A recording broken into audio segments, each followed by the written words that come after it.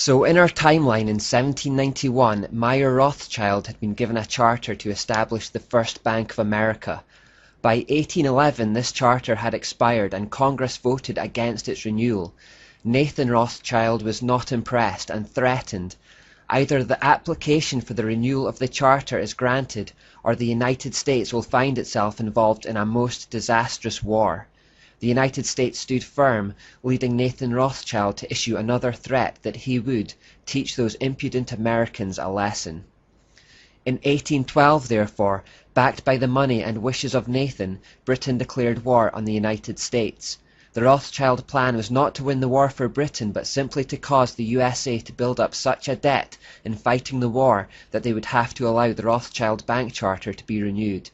This plan succeeded. In 1816 the Second Bank of the United States was established and given another 20-year charter. Thousands of British and American soldiers had died, but the Rothschilds got their bank. Around this time the great patriarch of the family, Meyer Rothschild, died, leaving specific written demands for all those who would follow him. All the key positions in the Rothschild business interest were to be held by male family members only. The family was to intermarry with first and second cousins only as well. Many of these were arranged marriages.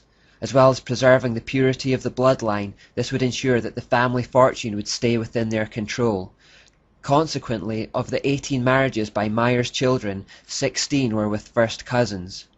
Also, no public inventory of his estate was ever to be published. People were never to know just how wealthy and just how far-reaching their influence was becoming. The British war in America had proven very profitable, and so the Rothschilds repeated the trick by manipulating the Napoleonic Wars for their own ends. Nathan funded the Duke of Wellington through the Bank of England, while his brother James, who had been sent to Paris to start a central bank there, used their money to fund Napoleon. This war again generated massive risk-free debt for the Rothschilds. During the war they also saw an opportunity to set up an unrivaled postal and courier service, who were to be allowed through both French and English blockades. It was these couriers who kept Nathan up to date with events, so that he could use that intelligence to manipulate the stock exchange. So good were these couriers that the news from the Battle of Waterloo was delivered to Nathan Rothschild a full 24 hours before Wellington's own courier. Being a day ahead of the curve, Nathan played a clever trick. At that time British bonds were called consols, and upon hearing Britain had won the war, Nathan began selling all his consols. This made the other traders believe the British had lost the war, and in a frantic panic they started selling too. The effect of this was that the consols plummeted in value. Nathan then discreetly told all his workers to start buying up the consols they could lay their hands on. When news came through that the British had in fact won the war the next day, the value of the consols skyrocketed, giving Nathan a 20-to-1 return on his investment. Feeling rather pleased with himself at this stage, Nathan made this famous statement: "I care not what puppet is placed on the throne of England to rule the empire on which the sun never sets. The man who controls Britain's money supply controls the British Empire, and I control the British money supply." He went on to brag that in the 17 years he had been in England, he had turned the £20,000 given to him by his father into £50 million, which is a huge sum by today's standards, let alone theirs. So powerful were the Rothschilds at this juncture that they used their control of the Bank of England to change the whole monetary system. Instead of shipping gold from country to country to pay for goods and services, which was costly and risky, they simply held the gold in their secure banks across the world, and instead issued paper debits and credits. Now people only had to hand over a piece of official paper, which was backed by the gold held in secure locations. This is the origin of paper money that we have today. The past century had clearly been very profitable for the family. In fact, it became known as the Age of the Rothschilds, and it was by this point that some estimated them to own over half the world's wealth. These wars were also achieving gradual synthesis by the Hegelian principle. In 1814 the Congress of Vienna was called to settle the issues arising from the Napoleonic Wars, Vienna being the place where Salomon Rothschild had been posted. So out of the war of two sides, an attempt at synthesis was made. This became a model for the League of Nations and the United Nations, which would follow a century later after World Wars I and II respectively. The Vienna Congress was intended to create a blueprint for how a world government might be achieved. As many of the European countries were now in massive debt to the Rothschilds' bank because of these wars, they could use this as a bargaining tool. However, the Congress of Vienna was scuppered by Tsar Alexander in Russia, who did not yet have a central Rothschild-owned bank. Enraged by this, Nathan Rothschild swore to exact revenge on the Tsar's descendants. In 1817, the French took out massive loans to rebuild the country after the war. Rothschild agents then bought up vast amounts of French government bonds, causing their value to increase. On November the 5th, 1818, they dumped them all in the open market, causing their values to plummet and France to go into a financial panic. The Rothschild then stepped in to take control of the French money supply. In 1821, Kalman Rothschild was sent to Italy to do business with the Vatican and the Pope. By 1823, they had taken over the financial operations of the Catholic Church worldwide. In 1827, Sir Walter Scott published his works on the life of Napoleon. In Volume 2 of the 9-volume set, he confirmed the French Revolution was planned by the Illuminati and that it was financed by the money changers of Europe, that being the Rothschilds. In 1832 in America, President Andrew Jackson ran the campaign for his second term in office under the slogan, "Jackson and no bank."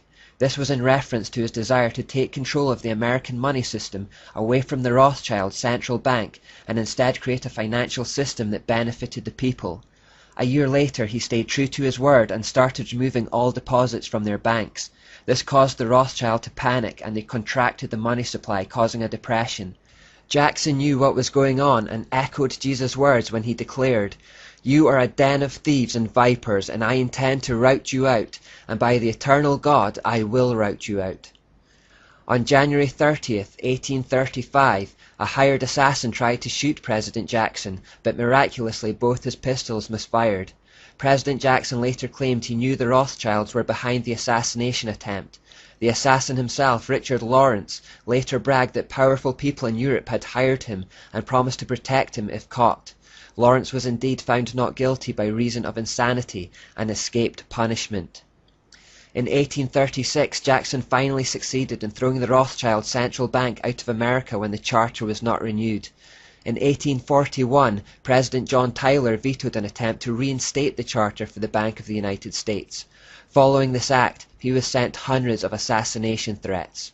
Benjamin Disraeli, future British Prime Minister, described Nathan Rothschild at this time as the lord and master of the money markets of the world and, of course, virtually lord and master of everything else. He literally held the revenues of southern Italy in pawn, and monarchs and ministers of all countries courted his advice and were guided by his suggestions.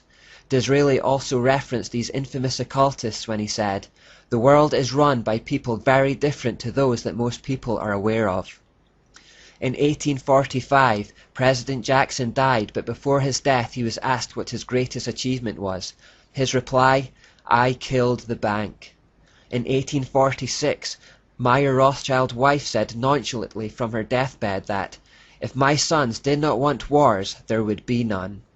In 1850, James Rothschild of France was said to be worth 600 million francs, 150 million francs more than all the other bankers of France put together. In 1861, Abraham Lincoln, 16th President of the United States, began printing his own debt-free money and informed the public it was legal tender for all private and public debts. By the following year, close to $450 million had been printed and distributed. Lincoln would say of this that, "We gave the people of this republic the greatest blessing they ever had, their own paper money to pay all debt costs." That same year, the Times of London said, "If that mischievous financial policy which had its origin in the North American Republic should become indurated down to a fixture, then that government will furnish its own money without cost. It will pay off debts and be without a debt. It will have all the money necessary to carry on its commerce. It will become prosperous beyond precedent in the history of the civilized governments of the world. The brains and the wealth of all countries will go to North America. That government must be destroyed or it will destroy every monarchy on the globe." In 1865, Lincoln highlighted the danger of the money man, saying, "I have two great enemies, the Southern Army in front of me and the financial institutions in my rear. Of the two, the one in my rear is the greatest." Later that year, Abraham Lincoln was assassinated. Following a brief period of training in the Rothschild London Bank, a man called Jacob Schiff, a Rothschild born in their house in Frankfurt, was sent to the United States with the task to regain control of the United States through a central bank. He was to find desirable men and promote them to high places in federal government. In 1875, Jacob Schiff took control of the major banking house, Kuhn Loeb & Co., and formed associations with the other major bankers in the United States. In 1881, American President Garfield hinted at the way the Rothschild manipulated the money market, saying, "Whoever controls the volume of money in our country is absolute master of all industry and commerce.